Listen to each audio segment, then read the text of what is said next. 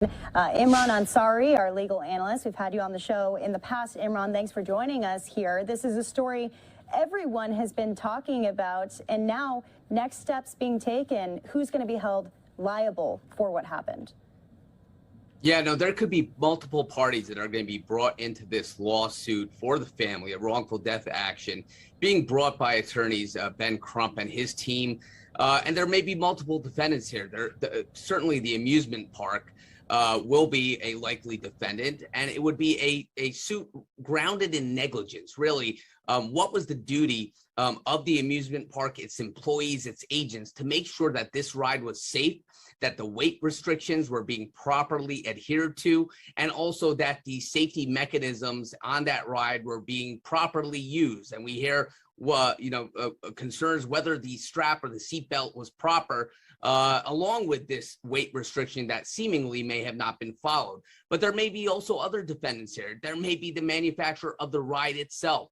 Was the manufacturer of this ride, did they deviate in any way from the proper safety protocols? Was this ride developed or designed in a manner which was defective or unsafe from the beginning? And these are all questions that are going to be laid out, most likely in a lawsuit at some point against the amusement park, possibly the ride manufacturer, and possibly even individuals who are associated with the park, if it could be established that there was some negligence on an individual basis. So let's get into the history of this park, because our Fox 35 team immediately started looking into that after we heard about it. So Icon Park, they sent a letter to Slingshot Group of Companies, which owns not only the Orlando FreeFall ride that, of course, Tyre fell off of, but also Orlando Slingshot. That's another attraction at that park, and demanded that both sides be closed immediately until their safety was verified. They're not speaking out right now. Slingshot Group is not speaking out, and the status of Slingshot's operations is still unknown. And now we're hearing about inspections that both were inspected on December 20th of 2021, and they both passed those inspections. But since they're fairly new rides, they would have been inspected 6 months later, which would have been in June. So they have kept up with the inspections, I guess you could say, but now it might be a user error situation. It could be a user error situation, but more likely, at least the family and their attorneys will be saying that it was actually a park error, situation where there were proper protocols that could have been followed, but were not followed. And when it comes down to the ride, whether the inspections passed is one thing, but whether the ride itself was manufactured, designed in a safe manner or not is another thing. So if you have a ride which is inherently unsafe from the get-go, well, then the inspections that follow may not necessarily have any importance if from the beginning this ride was somehow unsafe, designed in an unsafe manner, and did not have possibly the proper safety protocols or mechanisms to ensure that the riders were safe. Then again, with the park, how were their employees trained? Were the employees trained in a way to, say, spot someone who may not be appropriate for the ride, may not meet the weight restriction? And how were they trained to properly address that, possibly tell one of these possible riders that, no, you can't take the ride? And how were they enforcing that? Those are all questions that are all going to come out in the likely litigation that's going to follow this tragic event. So is it possible, Imran, that this falls on the person who was strapping in the riders or had to go around and check? Because I don't know about you, but any ride I've been on, they come around and they check your harness and they see if it's locked in. Yeah, and that is a question which is coming out through some of these 911 calls that are being released. Right. I know that there was a question whether the employee had checked and made sure that Mr. Sampson was in fact in and made some sort of statement like, yes, the light was on, which may be indicative that he checked and he thought it was, he or she checked and he thought that the rider was strapped in. But that's going to be a question which is going to come out and may be answered through the course of litigation, whether he was properly strapped in, whether they took the proper safeguards to make sure that that harness was properly strapped and locked in. But unfortunately, this tragic event leads to litigation. It's almost expected after a horrible event like this happens in a public area like a park like this. And really, some of these questions are most likely going to be answered during the course of litigation as discovery is exchanged between the parties and people are deposed. Right. Yeah. Just horrific for that family to think about the fact that their son, their 14-year-old son, fell like that to his own death. I'm curious what your thoughts are on what kind of case they do have. Where do you see this going? I think it's going to be a long litigation. So a case like this really lends itself to a lot of discovery. And what I mean by that is that when both sides enter the court with a lawsuit, either party gets to request certain documents, depositions, testimony from the other side, its witnesses, etc. And a case like this where there are possibly multiple defendants, and that could be like I said, the manufacturer of the ride, the company that owns the park, the landowner, the property owner, possibly individual employees.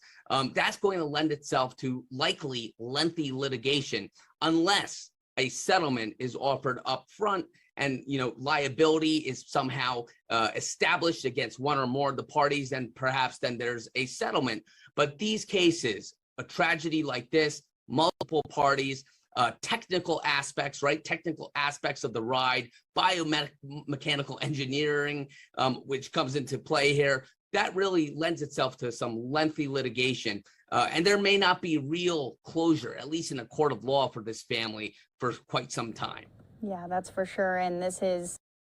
All right, everybody, a very insightful conversation there from our very own Daytona Everett as we continue to follow the investigation into this very tragic story.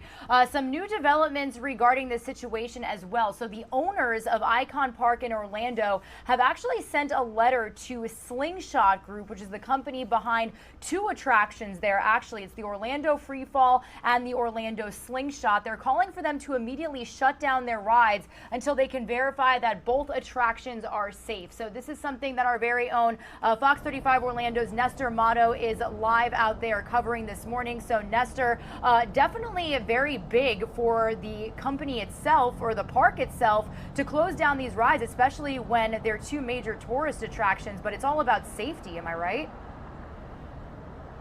That's right. It's all about safety. And as we've mentioned throughout the morning, we have learned that the 14-year-old victim exceeded the weight limit on the ride. So that is the first thing that they are looking for as far as investigating. But besides that, I do want to show you this growing memorial.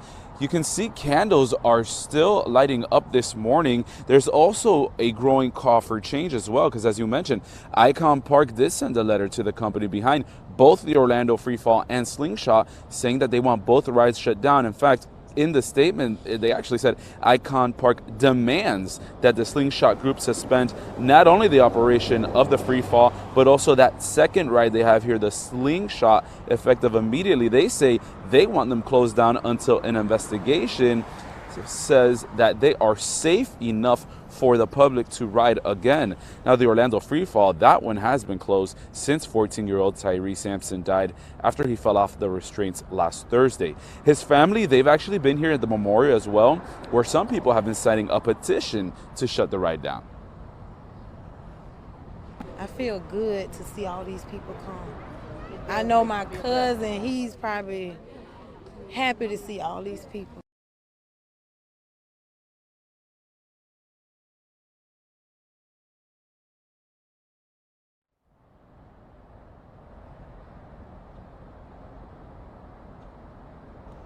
Now, all right, so right now this morning what we're doing is we are waiting to see the Slingshot Group's actually response to the park, as they really demand, I mean, they use the word demand, that their second ride is also shut down.